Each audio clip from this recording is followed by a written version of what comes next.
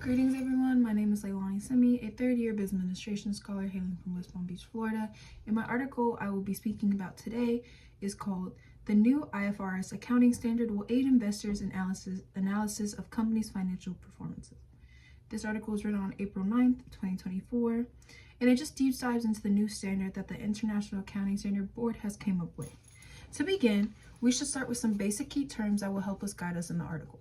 The first key term is what the International Accounting Standard is.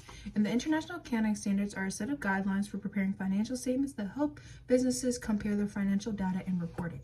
Another huge big word that we should take away into this article is the IFRS. The IFRS stands for the International Financial Reporting Standard. And basically what that is a set of accounting rules and standards that determine how the accounting events should be reported in your business financial statement. To carry on, as of April 9th, 2024, the International Accounting Board has been working diligently to come up with new ways to help investors in their financial performances while gearing toward the income statement. The new thing that they have came up with is a new standard called the IFRS 18. The IFRS 18 is a new set of requirements that companies will use to enhance their financial performances while aiding investors in analyzing and overall helping investors compare companies' data. Two main takeaways that the article will heavily mention is how, one, it would enhance the comparability between the operating profits, as well as how it would enhance the transparency between the performance measures. To dive further in, there is no true structure when it comes to the income statement. Companies are allowed to subtotal anything and include any type of subtotals they would like to. However, with that, a lot of other companies like to mark down the operating profit.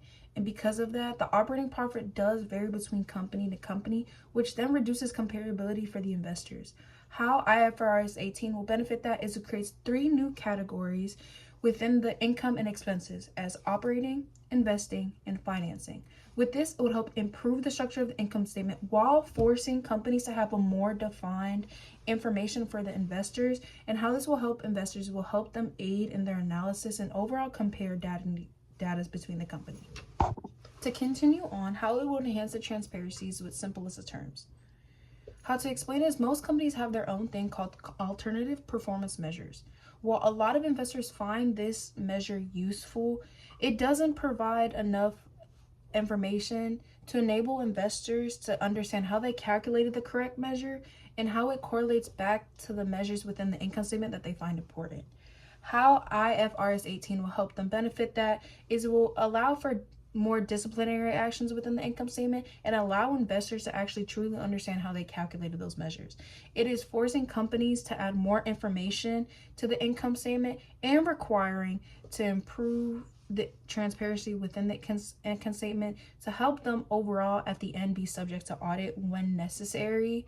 But overall, the whole point of the transparency portion is just to explain how with IFRS 18, it will just help us navigate it better and also help investors navigate how to read the information, how it was calculated to that point, and to continue on within the income statement. Andreas Barkrow, an International Accounting Standard Board chairman, stated that IFRS 18 represents the most significant changes to companies' presentations of financial performances since IFRS accounting standards were introduced more than 20 years ago. It will give investors better information about the company's financial performances and consistent anchor points for their analysis. Furthermore, IFRS 18 may be effective within the annual reporting period as early as January 1st of 2027. However, companies may still be able to partake in it earlier.